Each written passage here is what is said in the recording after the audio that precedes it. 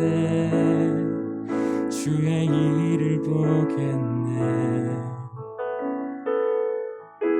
황폐한 땅 한가운데서 주님 마음 알게 되니 주님을 볼 때 모든 시선을 주님께 드리고 전능하신 하나님을 느낄 때 세상은 주의 나라가 되고 하나님이 일하기 시작하네.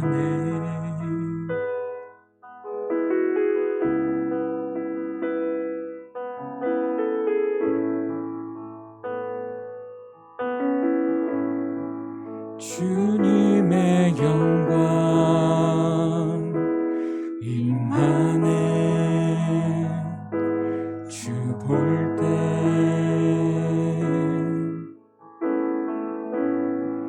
주님의 영광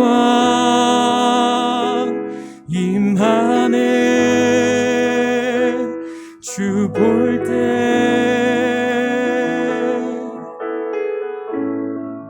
주님의 영광 임하네. 주 볼 때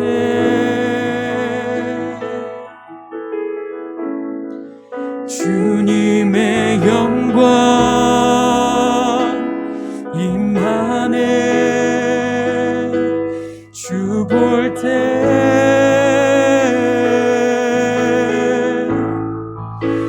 모든 시선을 주님께 드리고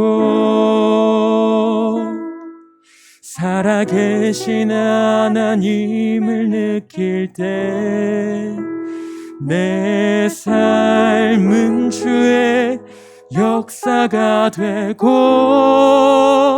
하나님이 일하기 시작하네. 모든 시선을 주님께 드리고 전능하신 하나님을 느낄 때 세상은 주의 나라가 되고 하나님이 일하기 시작하네. 하나님이 일하기 시작하네.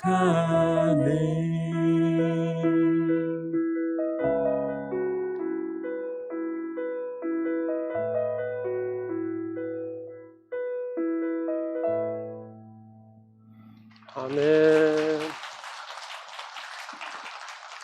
감사합니다. 큰 누나하고 막내 동생이에요. 자, 우리 보혈 기도하고 말씀 듣겠습니다. 나사렛 예수의 보혈로 돕노라. 나사렛 예수의 보혈로 돕노라. 나사렛 예수의 보혈로 돕노라. 아멘. 오늘은 하나님의 가족이 되는 축복입니다. 우리는 하나님의 가족입니다. 그렇게 믿으신 분만 아멘. 예. 영국에 계신 스와인이라는 사람이 가족에 대해서 이렇게 정의를 합니다. 가정은 사랑하는 사람들이 있는 곳이다. 여러분, 가정은 사랑하는 사람들이 있는 곳. 어떤 것이든 애정을 느끼는 것이 있어야 한다. 가정은 마음을 기쁘게 하는 속삭임이 있는 곳이다. 이렇게 가정에 대한 정의를 했습니다. 아무도 반갑게 맞이할 사람이 없는 곳을, 그것을 어찌 집이라고 또 가정이라고 말할 수 있겠습니까? 가정은 우리를 만나주고 사랑해주는 사람들이 있는 곳, 세상의 그 어떤 귀하고 아름다운 곳이라도 사랑하는 내 가족과 함께 있는 그 자리만 못하다는 얘기죠. 여러분, 여러분의 개인의 그런 가정이 되시고 또 교회 안에 공동체, 우리의 하나님의 가족으로서 이 사랑을 나누는 그런 가족들이 되었으면 좋겠습니다. 그래서 온누리 식구 뭐 이런 표현을 쓰는 이유가 가족이기 때문에. 근데 그 가족 안에는 말이 중요한 것 같아요. 우리가 말을 잘못하면 그 말로 인해서 상처를 받게 되고 또 그 말로 인해서 아파하기도 하고. 근데 그 말 한마디가 힘을 주기도 하고 그 사람을 살아나기도 합니다. 앞집이 있고 뒷집이 있습니다. 앞집에서는 어느 날 앞집에서 시어머니가 밥을 해보라고 새로운 며느리한테 불을 좀 떼라고 합니다. 밥 짓는 경험이 없었던 며느리, 여러분 옛날 불 떼는 그런 부엌 아시죠? 밥솥에 물을 넘치도록 이렇게 해도 계속 불을 떼는 겁니다. 계속 불을 떼니까 뒤로는 어째요? 이 물이 싹 메말라 버리고 그 속에 있는 밥이 시커멓게 타버렸습니다. 새 며느리가 얼마나 당황스럽고 그러겠습니까?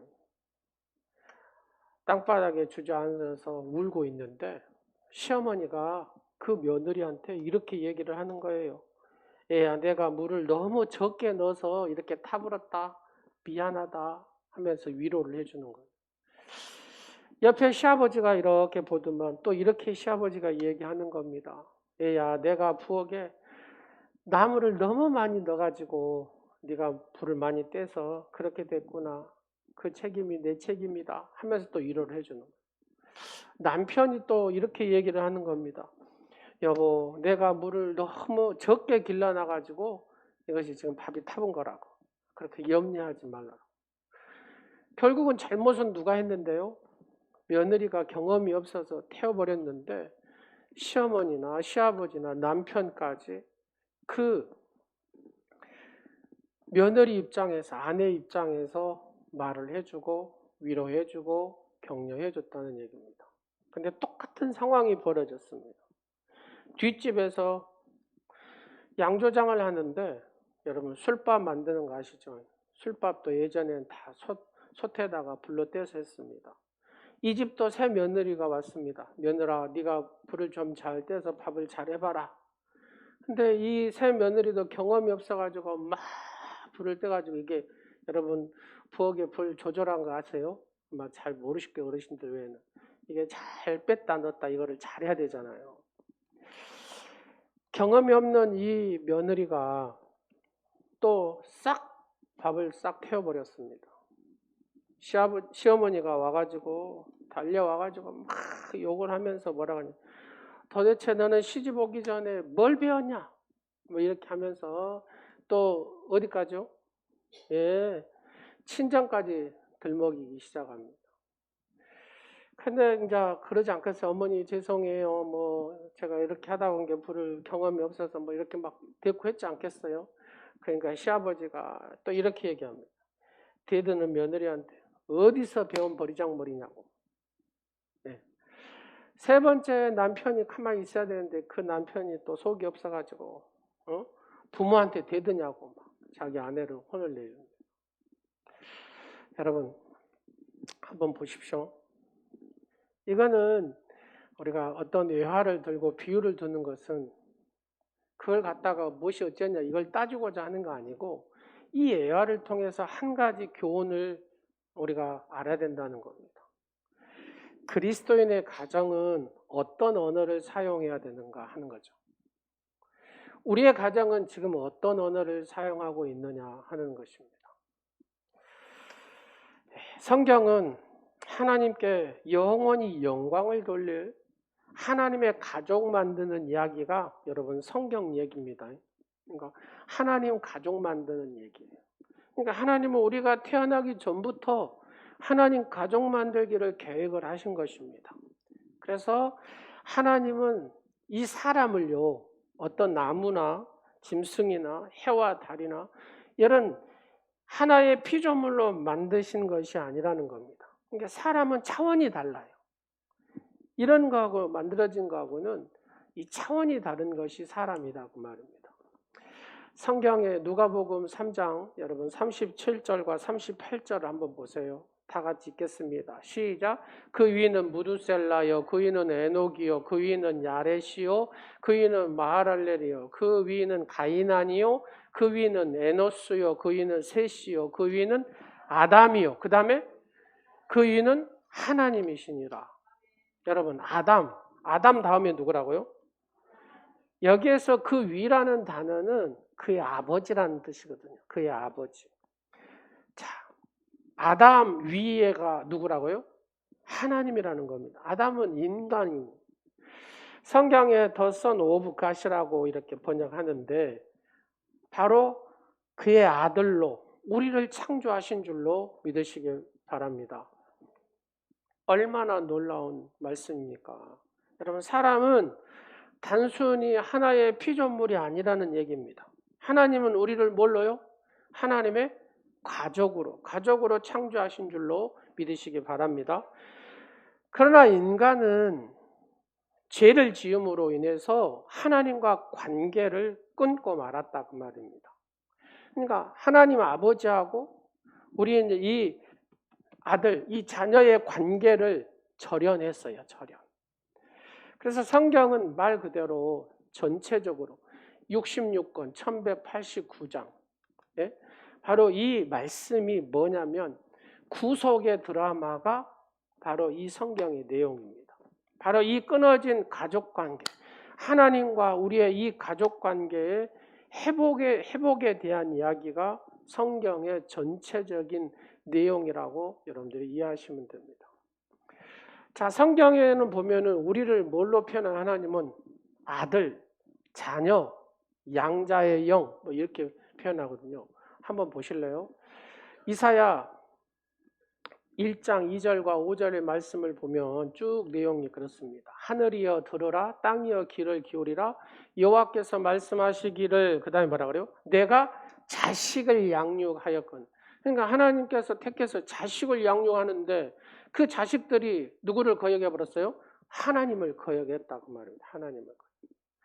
또 한번 보십시오. 요한복음 1장 12절 말씀. 영접하는 자 곧 그 이름. 영접하는 자 곧 그 이름. 누구를 영접하는 자? 예수 그리스도를 영접하는 자. 그 이름을 믿는 자들에게는 뭐라 그래요? 하나님의 자녀된 권세. 여러분, 하나님의 자녀임을 믿습니까?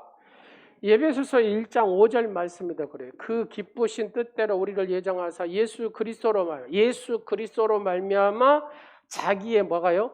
아들들이 되게 하셨으니, 이렇게 말씀하고 계십니다. 하나님의 아들들이 되게 하신 줄로 믿으시기 바랍니다. 요한일서 3장 1절 말씀에도 보라, 아버지께서 어떠한 사랑을 우리에게 베푸사 하나님의 뭐라고요? 자녀라 일컬음을 받게 하셨. 우리가 그러하도다.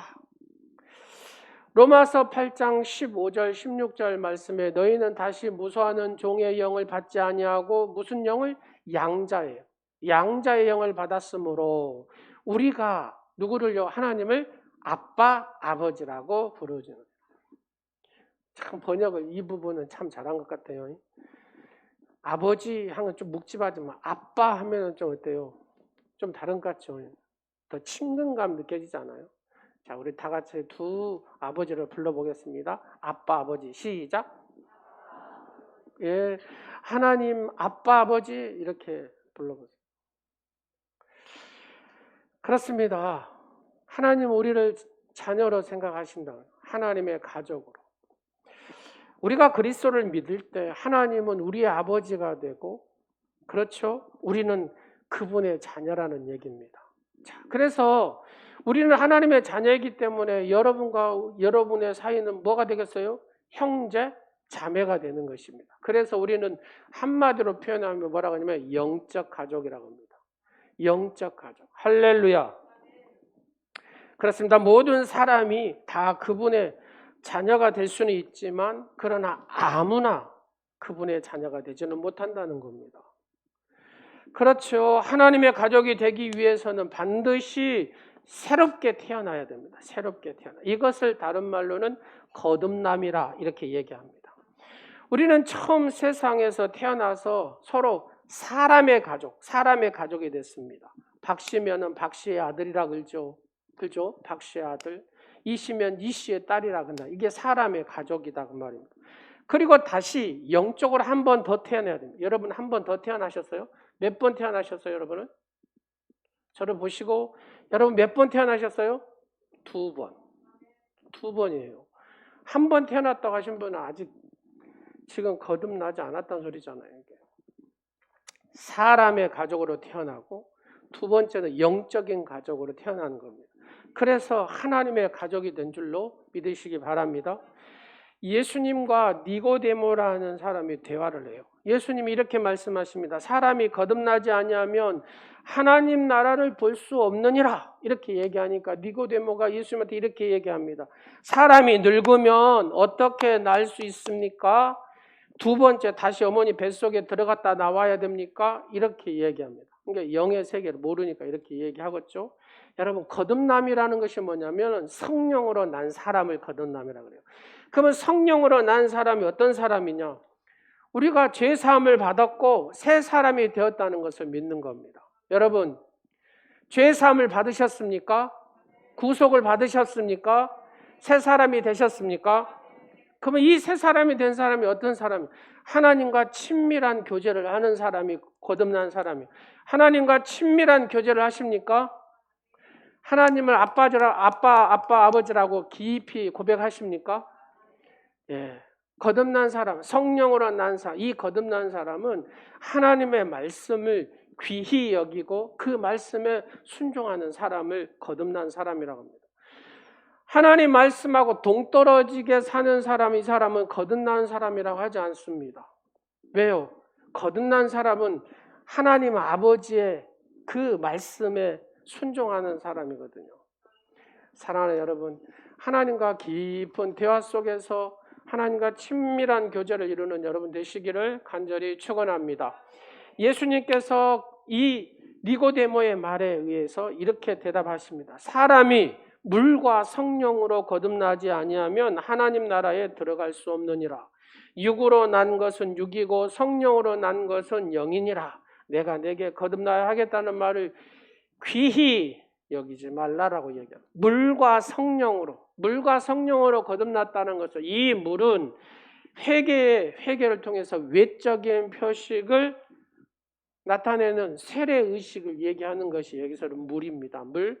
그 다음에 성령은 사람을 거듭나게 만드는 이 내적인 성령의 역사를 얘기하는 겁니다.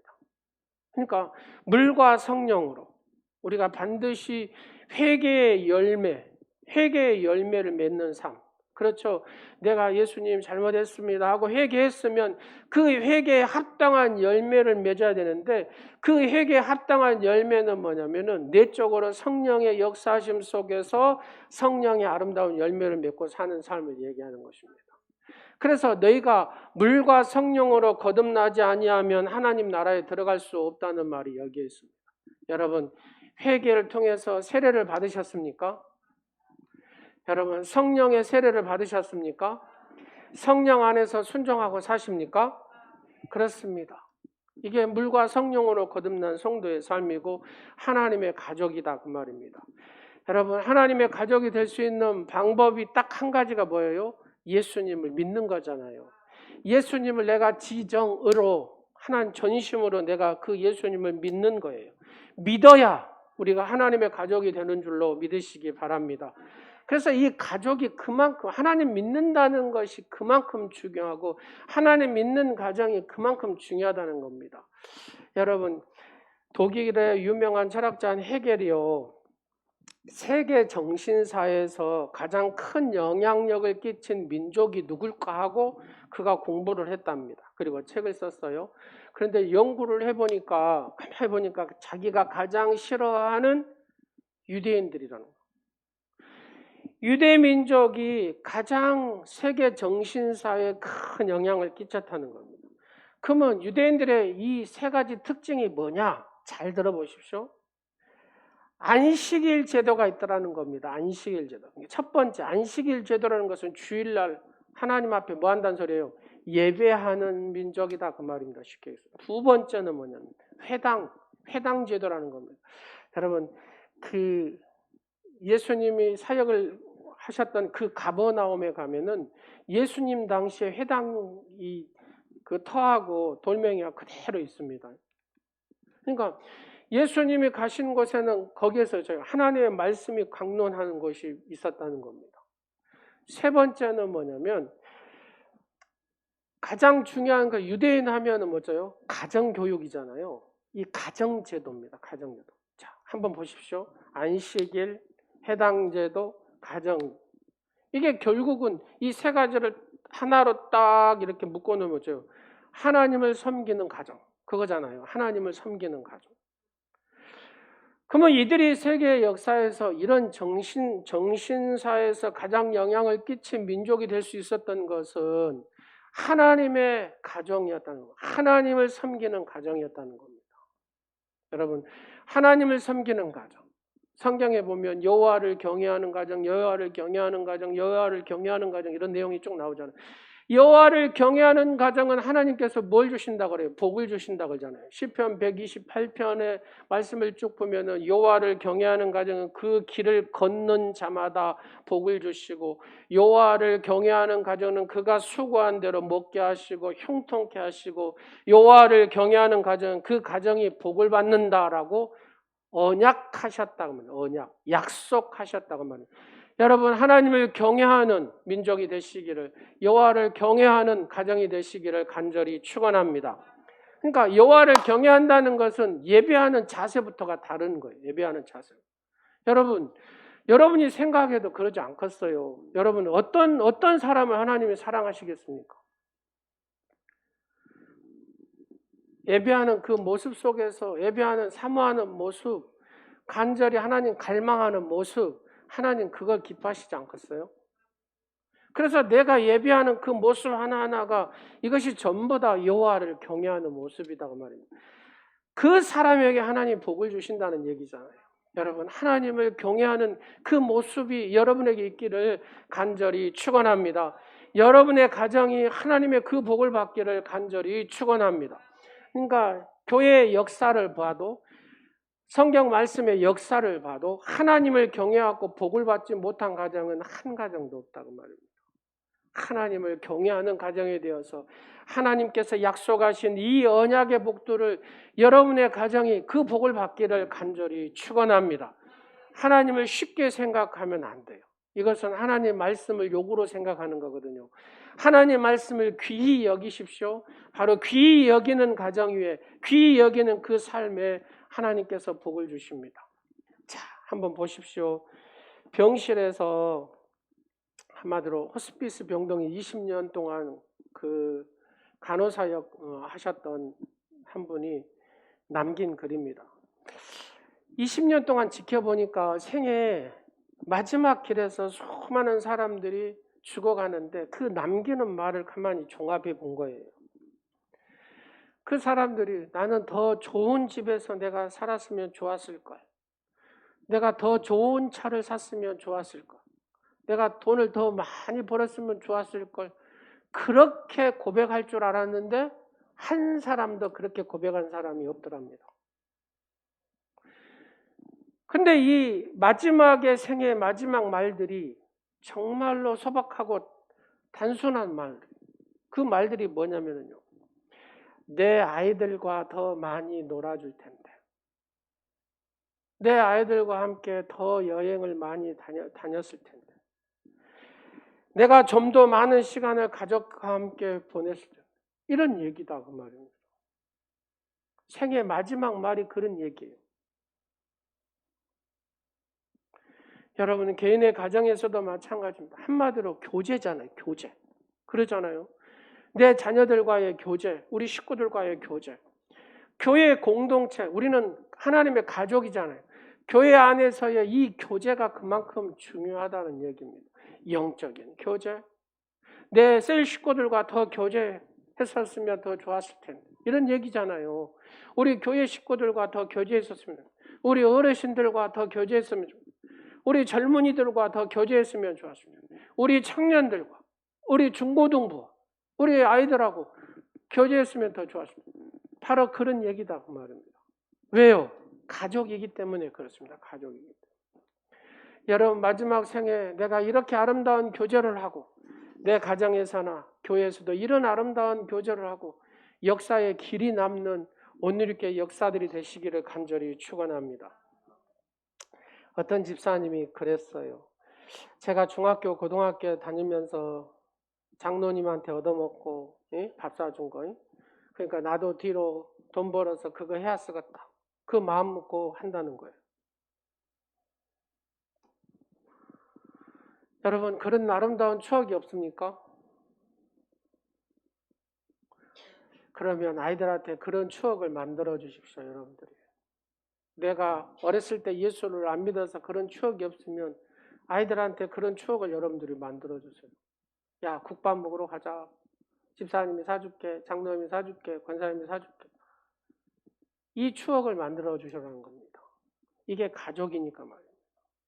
그러면 그 아이는 뒤로 커서 그 아이도 동일하게 한다는 겁니다. 사랑하는 여러분, 가족은 이런 것입니다. 네, 교회 공동체 안에서도 마찬가지고 개인의 공동체 안에서도 그렇게 살아가는 겁니다. 그냥 따지는 거 필요 없어요. 그냥 살아가는 겁니다. 그냥 느끼고, 그렇죠. 그렇게 살아가는 것이 바로 행복함인 줄로 믿으시기 바랍니다. 그러면 하나님의 가족이 되는 유익이 뭐냐? 마태복음 28장 20절 말씀에 보면은 볼지어다 내가 세상 끝날까지 너희와 항상 함께 있으리라 하시니라. 예, 하나님께서 나와 항상 함께 하신다는 거잖아요. 항상. 임마누엘 하나님이 항상. 인생에서 가장 좋은 것이 뭡니까 여러분? 여러분 인생에서 가장 좋은 게 뭐예요? 그 전능하신 하나님이 나와 함께 한다는 거예요. 내가 어느 곳에 어디를 가든지 그 전능하신 하나님이, 우주 만물을 창조하신 그 하나님이 나와 함께 하신다는 겁니다. 그래서 하나님만 붙잡으면 모든 것이 따라오게 되는 줄로 믿으시기 바랍니다. 하나님만 붙잡으면 그 안에 모든 것이 다 있다라는 얘기입니다. 여러분 감자를 이렇게 캐보면 있잖아요. 줄줄이 다 따라오잖아요. 고구마를 캐면 줄줄이 다 따라오잖아요. 그렇게 따라오게 되는 역사가 있는 줄로 믿으시기 바랍니다. 그래서 내가 하나님만 붙잡으면 그 하나님이 나와 함께 하신 줄로 믿으시기 바랍니다. 두 번째 하나님이 가족이 되는 유익은 죄를 용서받는 겁니다. 요한일서 1장 9절에서 보면은 만일 우리가 우리의 죄를 뭐하면 자백하면, 하나님 앞에 자백하면 그는 미쁘시고 의로우사 우리의 죄를 사하시며 우리를 모든 불의에서 깨끗하게 하실 것이요 라고 말씀합니다. 우리가 자백하면 죄를 용서받는데 전제 조건이 있다 그 말입니다. 여러분 하나님과의 부자관계, 부녀관계 여러분 맞습니까? 하나님이 나의 아버지가 맞습니까? 이게 정립이 돼야 된다라는 얘기입니다. 인간관계는 두 가지예요. 하나는 뭐냐면 이해관계고 하나는 아버지와 아들, 딸의 관계, 부자, 부녀의 관계다 그 말입니다. 그러면 우리는 하나님과 이해관계입니까? 부자, 부녀 관계입니까? 그렇죠. 부자, 부녀 관계다 그 말입니다. 이해관계는요 이렇습니다. 말로 해서는 안 돼요. 이거는. 이 관계가 이해관계에서는 관계가 회복이 되려면은 내가 지은 죄에 대해서 반드시 어째요? 책임을 져야 돼. 책임을 져야 된다고 말이에요. 자, 여사한테 한번 해보세요. 내가 100만 원 못 갚은 거 이해하시죠? 시작. 이래갖고 돼야 안 돼요? 왼수 되죠? 왼수. 이게 이해관계입니다. 이해관계. 근데 아버지는 그래요. 아버지. 어차피 우리 딸 얘기하지 적었습니까? 아버지한테 100만 원, 저한테 100만 원을 빌려갔어요. 아빠 나 돈 없어? 알지? 그러면 끝이다 그 말입니다. 뭐 때려 죽이겠어요? 어쩌겠어요? 사랑하는 여러분, 이게 부자 관계고 부녀 관계다 그 말입니다. 아버지 제가 잘못했어요 딱 하면은 그 아버지는 그냥 용서해 준다. 용서해 줄 뿐만 아니라 이 아빠에게 솔직히 말해줘서 고맙다 이렇게까지 한다 그 말입니다. 부모는. 그래요 안 그래요? 그래요. 잘못했다고 그 한마디 하니까 그냥 그것도 감지덕지로 그냥 아버지 입장에서는 네가 나한테 이렇게 솔직하게 잘못했다는 걸 고백해 주니까 감사하다라고 합니다. 이게 부자 관계고 부녀 관계다 그 말입니다. 사랑하는 여러분, 하나님과 우리 사이에 누구를 통해서요? 예수 그리스도로 말미암아 부자 관계가 맺어진 줄로 믿으시기 바랍니다. 그래서 하나님 잘못했습니다 하면 이렇게 자백하기만 하면 용서를 받을 수 있는 것이죠. 그래. 이게 하나님의 은혜다 그 말입니다. 그 하나님께서 우리에게 필요한 것을 어째요? 세 번째로 모든 쓸 것을 공급해 주신다 그 말입니다. 여러분 빌립보서 4장 19절 말씀 한번 보세요. 시작. 나의 하나님이 그리스도 예수 안에서 영광 가운데 그 풍성한 대로 너희 모든 쓸 것을 채우시느니라. 주장로님 뭐하는데 일하십니까? 그러죠. 처자식 먹여 살리려고 일하잖아요. 그렇잖아요. 마찬가지입니다. 아버지가 일하는 이유는 내 자식들을 필요한 것들을 공급해 주기 위해서 일한다 그 말입니다. 하나님은 하늘의 가족에 필요한 것을 기꺼이 기쁨으로 채우시는 줄로 믿으시기 바랍니다.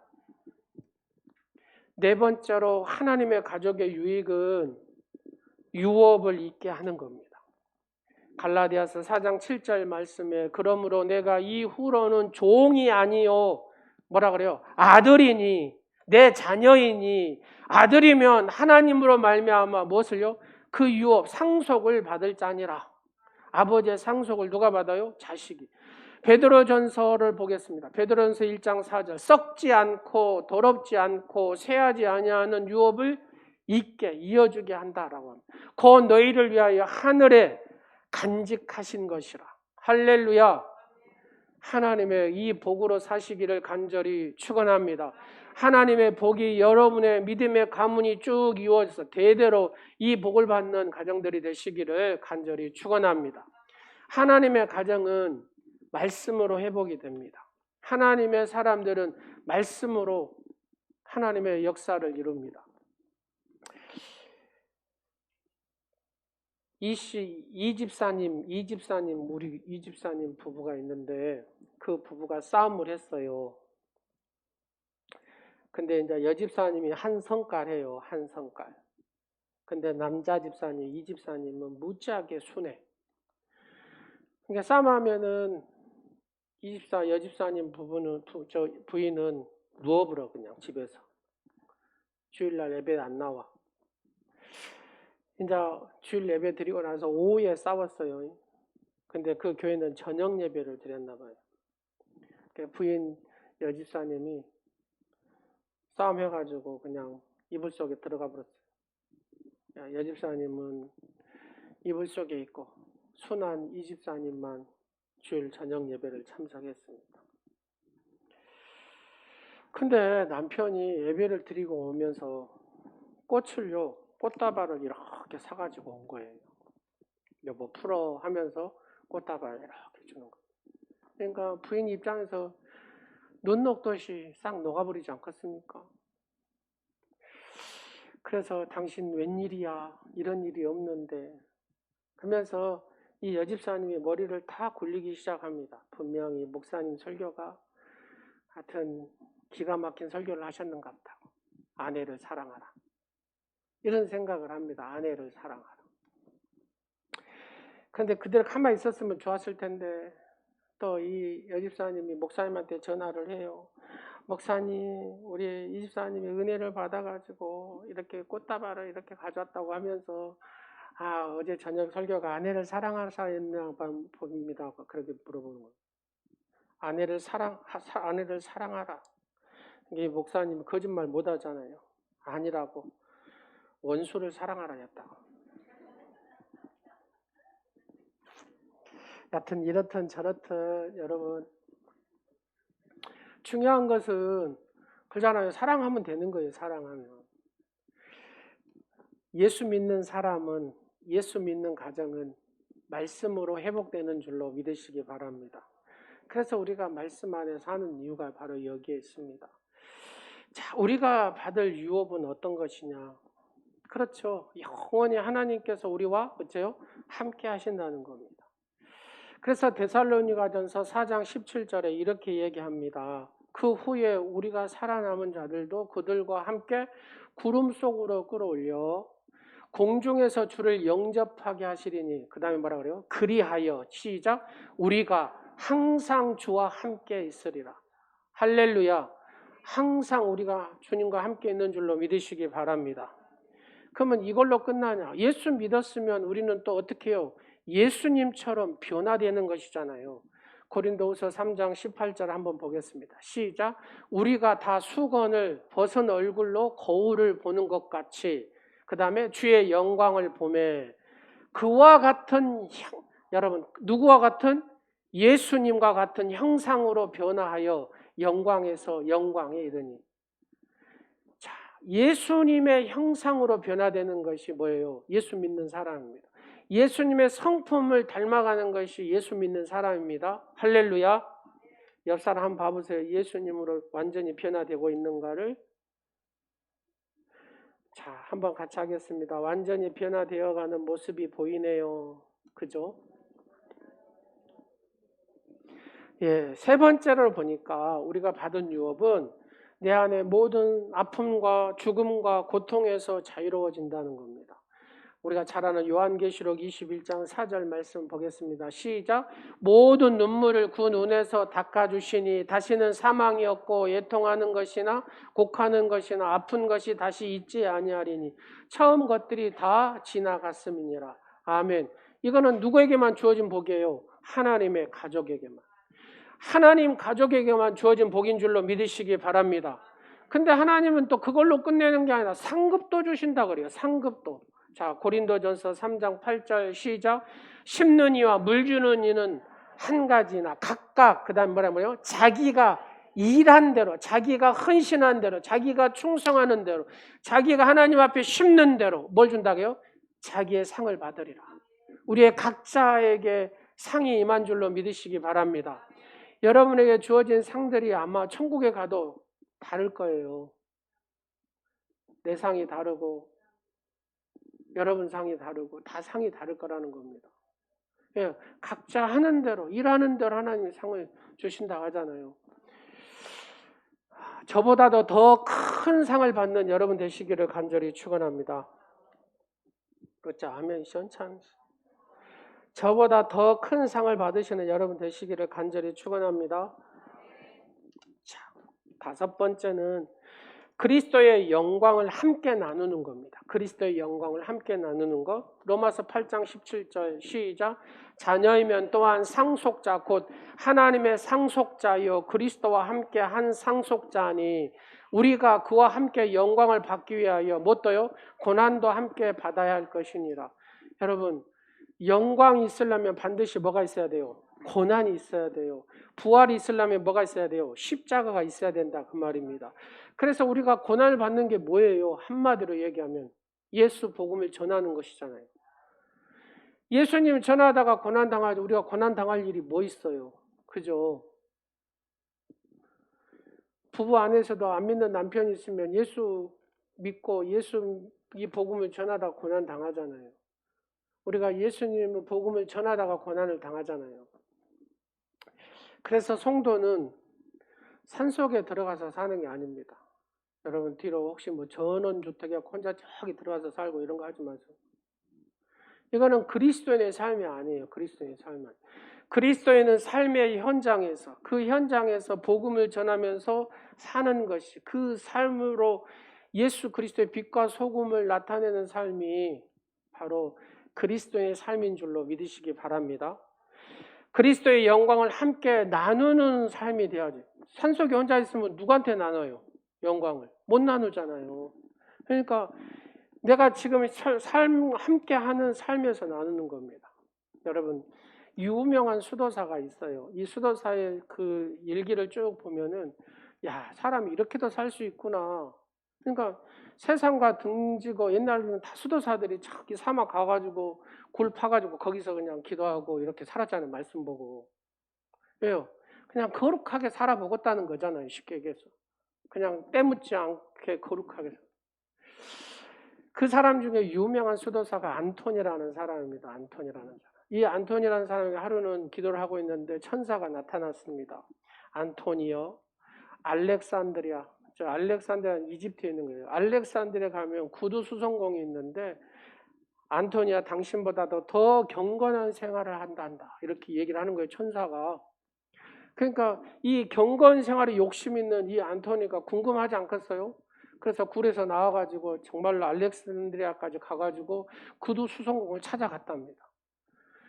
이래서 이렇게 천사가 이렇게 해가지고 당신이 이렇게 경건한 생활을 한다는 당신은 어떻게 이 경건한 생활을 하냐고. 나는 산속에 굴속에 들어가가지고 이렇게 경건한 생활을 해도 이렇게 부족하다고 느끼는데 당신은 어떻게 하는데 천사가 인정할 정도로 그런 경건 생활을 하냐고 이렇게 묻는 겁니다. 그러니까 이 구수동공이 이렇게 얘기합니다. 내가 경건한 신앙생활을 하는 게 아닙니다. 그냥 저는 수도할 시간이 없어서 먹고 사는 게 바쁘기 때문에 아침에 딱 일어나면 말씀 보고 기도하고 그 다음에 하루 종일 땀 흘리면서 구두 수선합니다. 이렇게 얘기하는 거예요. 주님이 보셨을 때 산속에 들어가서 한 것보다는 아침에 딱 일어나서 말씀 한번 읽고 그 다음에 기도하고 그 다음에 내게 주어진 일을 땀을 흘리며 최선을 다하는 삶을 그것을 경건생활이라고 한다는 거예요. 그래서 성도는 어디에 들어가면 안 돼요? 산속에 들어가면 안 돼요. 성도는 어디서 살아야 돼요? 이 세상에서. 여러분 성경을 가만히 보면 이게 답이 다 있어요. 출애굽 시키셔가지고 예수님이 어디로 보내요? 가나안 땅에 보내잖아요. 그 가나안 땅은 여러분 아시죠? 그 문화가 엄청나게 발달된 곳이거든요. 세상의 문화가 가득한 곳이잖아요. 죄가 관양에 꽉 차버린 곳이잖아요. 그곳이 하나님 백성들을 보내가지고 바꾸시잖아요. 여러분 안디옥이라는 곳이 뭡니까? 물질이 많고 세상의 모든 것이 다 작동하는 곳이 안디옥이거든요. 상업과 모든 것이 발달한 거예요. 안디옥이. 한마디로 이렇게 보면 죄가 가득한 곳이다 그 말입니다. 근데 그곳을 이방인을 전도하는 전진기지로 하나님 삼으셨다는 겁니다. 이 안디옥을. 그것은 무엇입니까? 예수 그리스도를 믿는 사람은 사람들 속에서 살아야 된다는 겁니다. 이 그리스도의 복음을 전하기 위해서 너희가 거기에서 빛의 소금의 사명을 감당하면 예수 믿지 않는 사람들이 너희의 빛과 소금을 보고 어둠이 떠나게 하시고 부패하지 않게 하시고 그리스도를 영접할 수 있도록 하게 하시는 이게 그리스도인의 역할이다. 역할. 여러분 그리스도의 영광을 나누는 자의 삶이 되시기를 간절히 축원합니다. 이게 가족이다 그 말입니다. 마지막으로 마무리하겠습니다. 여러분 아프간에 엄청난 일들이 일어났어요. 막 살기 위해서 아프간 공항에 막 가가지고 피신합니다. 막 그 광경들 여러분 다 영상으로 보셨을 겁니다. 그 지역은 너무나 더워요. 낮에 막 쓰러져가지고 막 헉헉하는 그 모습들 보셨죠.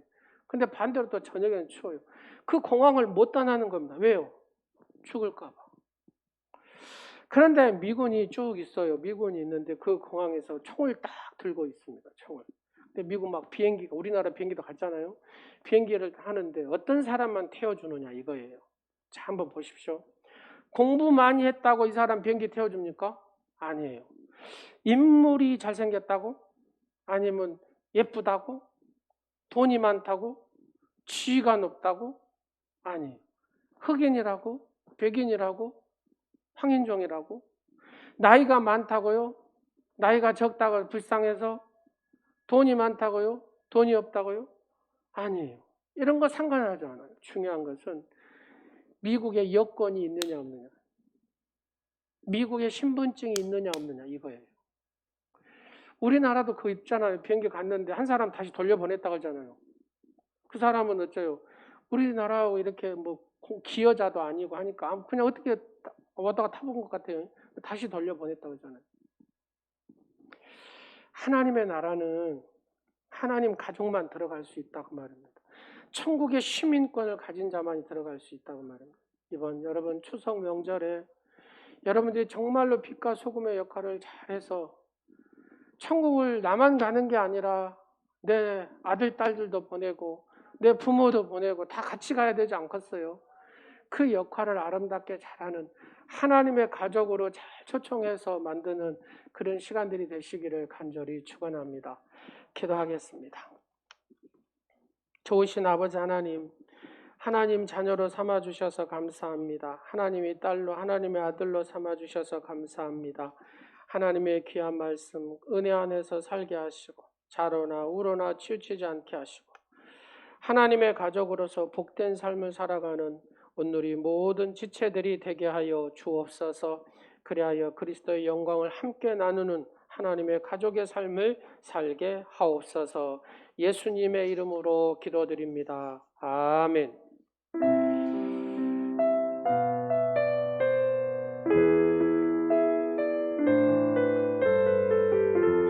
주 안에 우리는 하나입니다. 하나님의 가족입니다. 주 안에 우리는 하나. 주 안에 우리 모습은 달라도 예수님 한 분만 예수님 한 분만 바라네 사랑과 선행 서로 격려해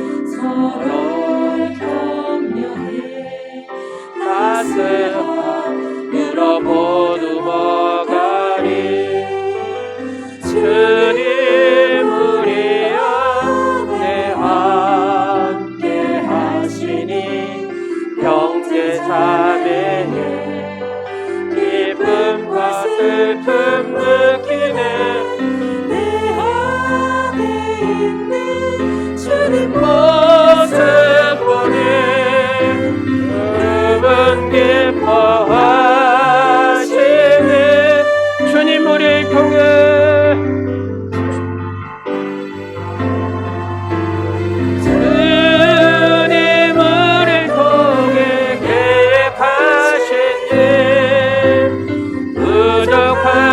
입술로 찬양하게 하시니 주님 우리를 통해 계획하시니 너를 통해 하시니 주님 우리를 통해 주님 우리를 통해 계획하시니 부족한 입술로 찬양하게 하시니 주님 우리를 통해 계획하신 일 너를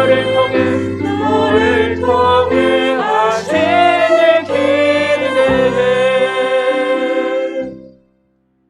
성도들이 거룩하게 구별하여 드리는 예물을 받으시는 하나님 아버지 이 시간 하나님께 봉헌하는 예물이 속되지 않고 거룩하게 구별하여 드릴 수 있는 믿음을 주심을 감사드립니다.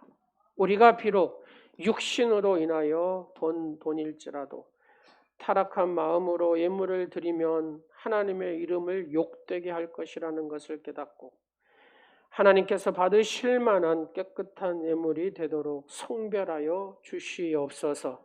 세상 사람들은 육신을 위하여 돈을 모을지라도 우리들은 하나님의 영광을 위하여 돈을 벌어서 거룩하게 구별하여 하나님께 예물을 봉헌하면 하나님의 나라와 주님의 몸된 교회가 부흥할 줄 믿게 하시옵소서. 우리는 공로를 염두에 두고 예물을 드리지 않게 하소서. 그저 감사하여 예물을 봉헌하는 복된 삶이 되게 하옵소서. 믿음의 그릇에 담아드리는 온전한 십일조를 드립니다. 헤아릴 수 없이 많은 감사의 조건을 생각하면서 봉헌하는 감사의 예물을 드립니다. 주의 복음을 전하려 가는 선교사들을 위한 선교의 예물도 있습니다. 넓어지는 지식으로 봉사하고 의의 열매를 일구어가는 사랑하는 젊은이들을 위하여 장학 헌금으로도 드립니다. 하나님의 전을 위해서 드리는 건축 예물도 있습니다. 여러 가지 모양으로 헌신하는 헌신의 예물도 드립니다. 기쁘게 흠양하여 주시어서 드릴 때마다 손해를 보는 것이 아니라 하나님의 복을 받는 열려진 길목임을 알게 하옵소서. 이 예물이 쓰여질 때마다 죽어가는 생명이 살아나게 하시고 하나님의 놀라우신 그 이름이 높여지는 복된 시간들이 되게 하옵소서.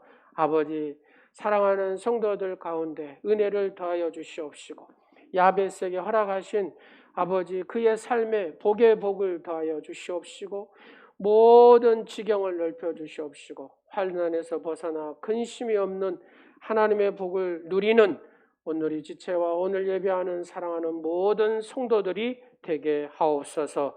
예수님의 이름으로 축복하오며 지금은 죄악과 멸망의 길에서 구원하시기 위해 십자가의 고난을 감당하신 우리 주 예수 그리스도의 은혜와 우리를 살리시기 위해 독생자 아들까지 보내주신 하나님 아버지의 극진하신 사랑하심과 우리 속에서 늘 역사하시고 교통해 주시는 성령님의 인도하심이 하나님의 가족으로 예배드리고 하나님의 가족으로 그렇게 살기로 다짐하며 돌아가는 사랑하는 성도들 모리에와 가정과 교회와 이 나라와 이 민족이에 이제부터 영원토록 함께 하옵시기를 간절히 축원하옵나이다. 아멘.